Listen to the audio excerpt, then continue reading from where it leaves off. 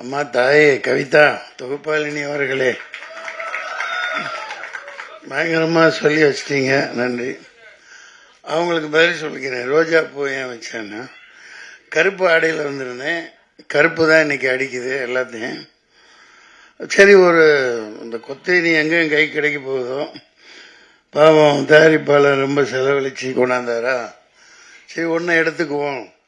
சட்டை கிழிஞ்சிருக்கு, அதை மறைக்கிறதுக்காக குத்தி வச்சிட்டேன். பார்க்க அழகா இருக்கா? நீங்க ஹீரோயினி இடுப்பு தான் பார்ப்பீங்க, எனக்கு தெரியும். ஏன்னா அங்கதான் தங்க தகன்னு மின்னுது, கையிலையும் மின்னுது பாரு வளையல். நன்றி. யாவருக்கும் வணக்கம். மக்கள் தொடர்பாளர் சுரேஷ், சதீஷ்,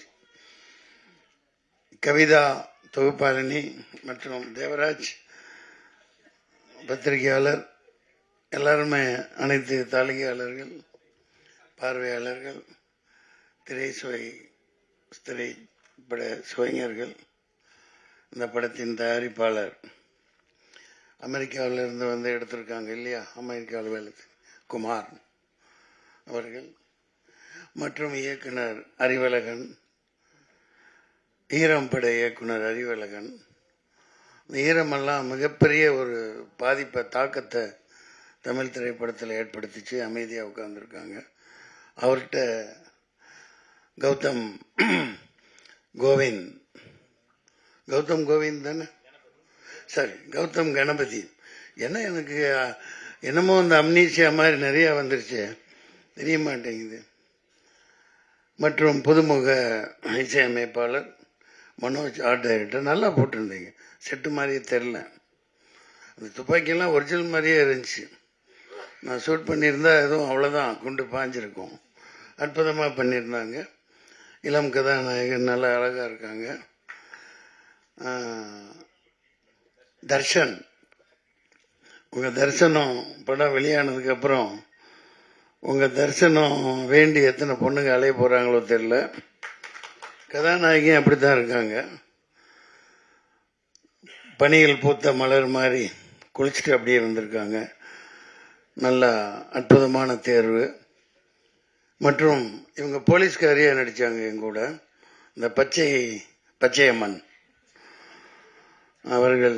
அம்மா பேர் ரம்யா மேடம். ஐயா என்ன பண்ணீங்க? சிரிக்கக்கூடாது ஐயா, திடீர்னு கூப்பிடுறாங்க, என்ன தப்பா எடுத்துக்கூடாது. அவங்கள பாராட்டணும், பேர் சொல்லாம விட்டா தப்பாயிடும். இசையமைப்பாளர் நல்ல எங்க இருக்காரு. இந்த கருப்பு படத்துலையும் ஒரு அபயங்கர்னு ஒரு பையன், சின்ன பையன் தான், இதே மாதிரி தான். இந்த மாதிரி புதியவர்களை ஊக்குவிக்கணும். அந்த வகையில் நான் குமார் அவர்களை ரொம்ப ரொம்ப பாராட்டுறேன். நீங்கள் வந்து எடுப்பீங்க, இன்னும் நிறைய எடுப்பீங்க. இந்த அப்டேட் பிக்சர்ஸ் அப்டேட்டாக அடிச்சு தள்ளிட்டு போயிட்டே இருக்கும். இன்னும் சண்டை காட்சி நிபுணர்லாம் விட்டுட்டேன். ராம்போ ராஜ்குமார்கிட்ட ஒர்க் பண்ண அப்பா பேர் என்ன, பிரகாஷ், பயங்கரமாக அவர் கூட இருப்பார். அவரோட சன்னு, அவருடைய மகன் சண்டை காட்சியெல்லாம் பண்ணியிருக்காங்க.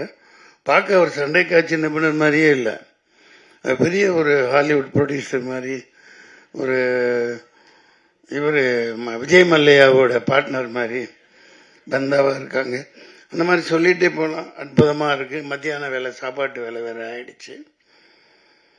இந்த படத்துக்கு சரண்டர்னு பேர் வச்சுருக்காங்க.